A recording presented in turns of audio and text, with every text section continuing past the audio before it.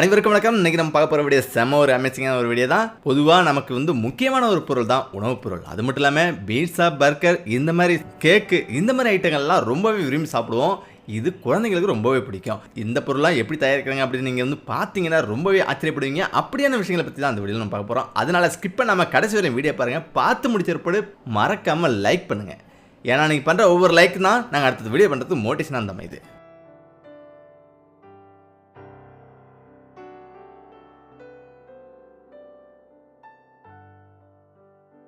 ஒன்று இங்கே பாருங்கள், பொதுவாக குழந்தைங்களுக்கு ஐஸ்கிரீம்னா ரொம்பவே பிடிக்கும். அது மட்டும் இல்லாமல் இது ரொம்ப விரும்பி அப்படி தான் ஒழுக சாப்பிடுவாங்க. ஆனால் இந்த ஐஸ்கிரீம் எப்படி தயாராகுது பாருங்கள்.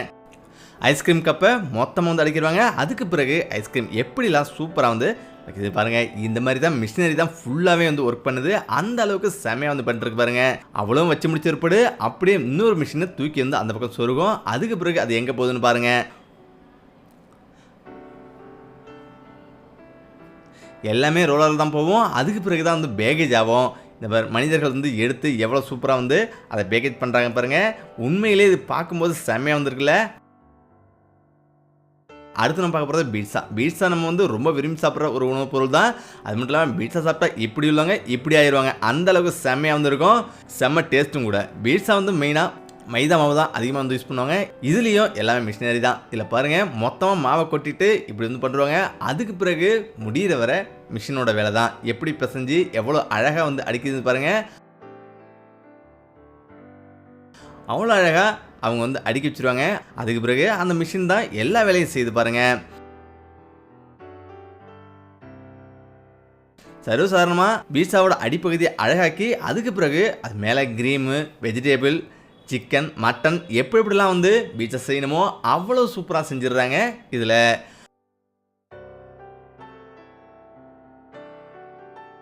அடுத்து நம்ம பார்க்க போகிறது இன்னொரு செம்மையான ஒரு வீடியோ தான். இந்த வீடியோ பார்த்தா உங்களுக்கு ஆச்சரியமாக இருக்கும். பைனாப்பிள் ஜூஸ்லாம் எப்படி தயாராகுது அப்படின்னு கேட்டிங்கன்னா பார்த்தீங்கன்னா ஆச்சரியப்படுவீங்க. நம்ம சர்வசாதாரணமாக ஒன்று போட்டு நம்ம அடிக்கிறதுக்குள்ளே போதும் ஆயிரும் வீட்டில். அந்த அளவுக்குலாம் பண்ணுவாங்க. ஆனால் இங்கே பாருங்கள், பைனாப்பிள் மொத்தமாக கொட்டிடுறாங்க. கொட்டிட்டு அந்த கோம்பு கிளறதுக்கு ஒரு மிஷினு. அது முடிஞ்ச பிறகு அடுத்து நடக்கிறது பாருங்கள். மொத்தமாக எல்லாமே எப்படி விடுது பாருங்கள். ஒரு நாளைக்கும் ஒரு லோடுக்கு மேலே இந்த மாதிரி பண்ணுவாங்க. அது எல்லாமே ஒன்றா இந்த மிஷினில் விழுது. இது எப்படி சர்வசாதாரணமாக அது ஜூஸ் பிழிஞ்சு எப்படி ஜூஸ் வெளியே வருதுன்னு பாருங்கள். பார்க்கும்போது செமையாக வந்துருக்குல்ல. அவ்வளோ ஃப்ரெஷ்ஷாகவும் வந்துருக்குது. இது மட்டும் இல்லாமல் அந்த புழிஞ்சத்தையே திரும்பவும் இன்னொரு ட்ரிப் பிழிவாங்க. இதில் செமையாக இதுலேயும் வரும். இப்படி தான் பைனாப்பிள் ஜூஸ் பண்ணுறாங்க. பார்க்கும்போதே செமையாக வந்துருக்குல்ல.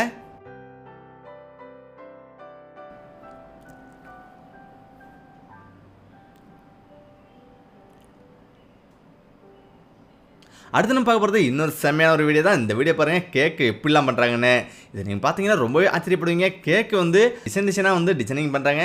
இப்படிலாம் பண்ணுவாங்க அப்படின்னு நம்ம யோசிப்போம். அந்த அளவுக்கு செம்மையாக பண்ணுறாங்க பாருங்கள். எல்லாமே மிஷின் தான். எல்லாத்துக்கும் இந்த மாதிரி மிஷினை எப்படி லேயராக சூப்பராக பண்ணுறாங்க பாருங்கள். ஒரு லேயரில் ஃபஸ்ட்டில் ப்ரெட் அடிக்கிடுவாங்க. அதுக்கு மேலே க்ரீமு, அதுக்கு மேலே ப்ரெட்டு, இந்த மாதிரி படிப்படியாக அடிக்கிட்டு போவாங்க. எவ்வளோ சூப்பராக பண்ணுது பாருங்கள். அந்த மிஷினில் இடையில அந்த க்ரீம் வரத்துக்குள்ள ஹோல் இருக்குது. இதில் மட்டும் இல்லாமல் எல்லாத்துலேயும் அந்த மாதிரி தான் செம்மையாக மிஷினை யூஸ் பண்ணிருக்காங்க. அடுத்து பாருங்கள், இது முடிஞ்ச ஒரு டாப்பு. அந்த டாப்பில் எவ்வளோ சூப்பராக அவங்க பண்ணுறாங்க பாருங்கள். அதுக்கு பிறகு எப்படி டிசைனிங் கொடுக்குறாங்க. ரோஸு எப்படிலாம் நம்ம நினைக்கிறோமோ அந்த மாதிரிலாம் செம்மையாக டிசைனிங் பண்ணி சூப்பராக கேக்கு தயாராகுது. இப்படி தான் கேக்கு தயார் பண்ணுது. இது 1 2 இல்லை, இதெல்லாம் சிட்டிகளில் பல்லாயிரக்கணக்கான கேக்குகள் ஒரே நாளில் இந்த மாதிரிலாம் யூஸ் ஆகி இந்த மாதிரிலாம் பண்ணி போயிட்டு இருக்குது.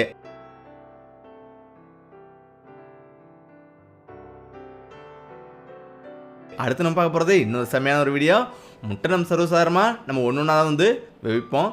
ஆனால் ஒரு சில சிட்டிகளில் நிறைய பேர், ஆயிரக்கணக்கான பேர் விற்கிறாங்க. அவங்களெலாம் எப்படி வருதுன்னு பாருங்கள். அது மட்டும் இல்லாமல் பெரிய பெரிய ஹோட்டல்லாம் இப்படி தான் வருது.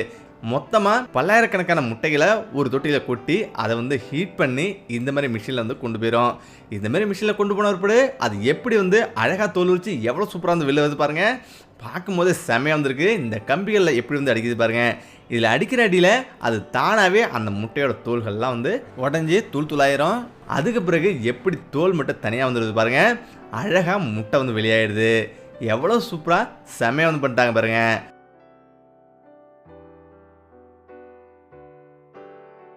அடுத்து நம்ம பார்க்க போகிறது இன்னொரு செம்மையான ஒரு வீடியோ தான்.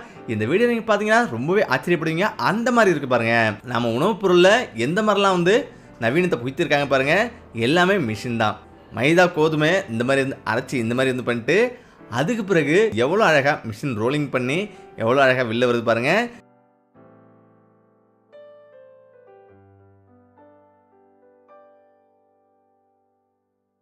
இதுக்கு பிறகு இந்த பிரெட் எவ்வளோ சூப்பராக ஹீட் ஆகி அழகாக வெளியே வந்துச்சு. இந்த மாதிரி தான் செம்மையாக வந்து பண்ணிட்டுருக்காங்க. பார்க்கும்போதே செம்மையாக வந்து இருக்குது. அது வந்த பிறகு அதை எப்படி பேக்கேஜ் பண்ணது பாருங்கள். எல்லாமே லைனில் வந்து போவோம்.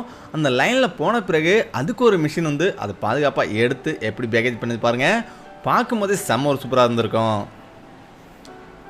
அடுத்து நம்ம பார்க்க போகிறது இன்னொரு செம்மையான ஒரு வீடியோ தான். இந்த வீடியோ பார்த்து நீங்கள் கண்டிப்பாக ஆச்சரியப்படுவீங்க. இது என்னென்னு பார்த்தீங்கன்னா நம்ம கோகோ கொட்டைகள் தான். அதை வந்து சர்க்கரை மற்ற இனிப்பு பொருள்லாம் மிஸ் பண்ணி இந்த மாதிரி சாக்லேட் தயாரிக்கிறதுக்கு உருவாக்குறாங்க. அதுக்கு பிறகு அந்த சாக்லேட்டை எப்படி கூழாக்கி பெரிய பெரிய கேக்குகள் முதற்கொண்டு இதை வச்சு செய்கிறாங்க பாருங்கள். உண்மையிலேயே பார்க்கறதுக்கு இது பிரமிப்பாகவும் ஆச்சரியமாகவும் வந்து இருக்குது. ஏன்னு கேட்டிங்கன்னா எப்போ அந்த மாதிரி சாக்லேட்லாம் வந்து செம்மையாக பண்ணுறாங்கன்னு நம்ம ஆச்சரியப்படுவோம். ஆனாலும் எவ்வளோ சூப்பராக வந்து பண்ணி எவ்வளோ அழகாக அவங்க வந்து எடுக்கிறாங்க பாருங்கள். உண்மையிலேயே பார்க்கறதுக்கு பிரமிப்பாக தான் வந்துருக்குது. இது எல்லாமே கூழாக்கி எவ்வளோ அழகாக பண்ணுறாங்க பாருங்கள். இதுதான் அடுத்தது வந்து சாக்லேட்டாக வந்து உருவாகுது.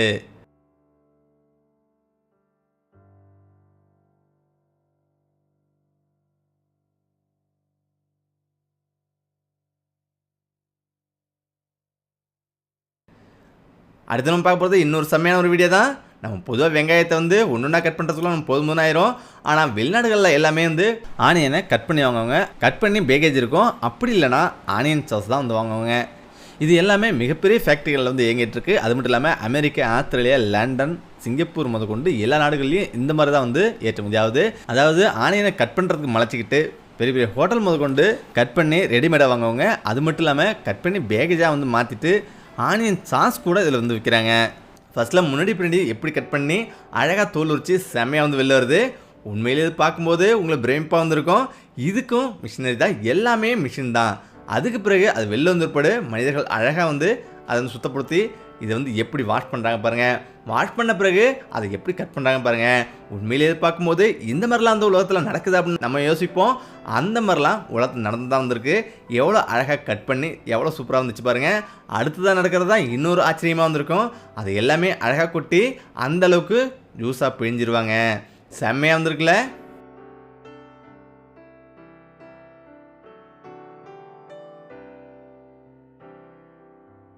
அடுத்து நம்ம பார்க்க போகிறது இந்த வீடியோ பாருங்கள். அதாவது நம்ம வெண்ணெய்கள்லாம் எப்படிலாம் இவ்வளோ வெண்ணெய்கள்லாம் வந்து வருது, மார்க்கெட்லாம் இவ்வளோ வருது அப்படின்னு நம்ம யோசிப்போம்.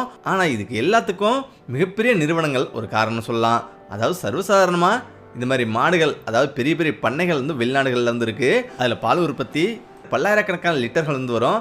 அந்த பால்லேருந்து பல பொருட்கள் வந்து உருவாகுது. அதில் தயிர் ஒன்று. தயிரை வந்து உருவாக்கி அதிலிருந்து நெய்யை பிரித்து எப்படி எடுக்கிறாங்க பாருங்கள். நெய்யை பிரிச்சுருவாங்க. அந்த நெய்யை பிரித்த பிறகு அழகாக அதை வந்து எப்படி பேக்கேஜ் பண்ணுறாங்க பாருங்கள். இதுவும் எல்லாமே மிஷினரி தான். அடுத்து நம்ம பார்க்க போகிறது இன்னொரு செம்மையான ஒரு வீடியோ தான். அதுதான் கேண்டி மிட்டாய்.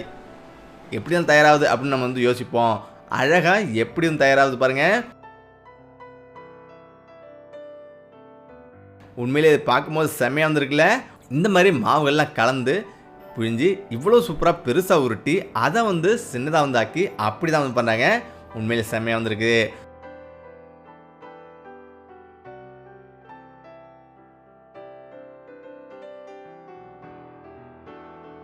அடுத்து நம்ம பாருங்கள். இது வந்து பிஸ்கட் எப்படி தயாராகுது பாருங்கள். கிரீன் பிஸ்கட் இப்படி தான் தயாராகுது.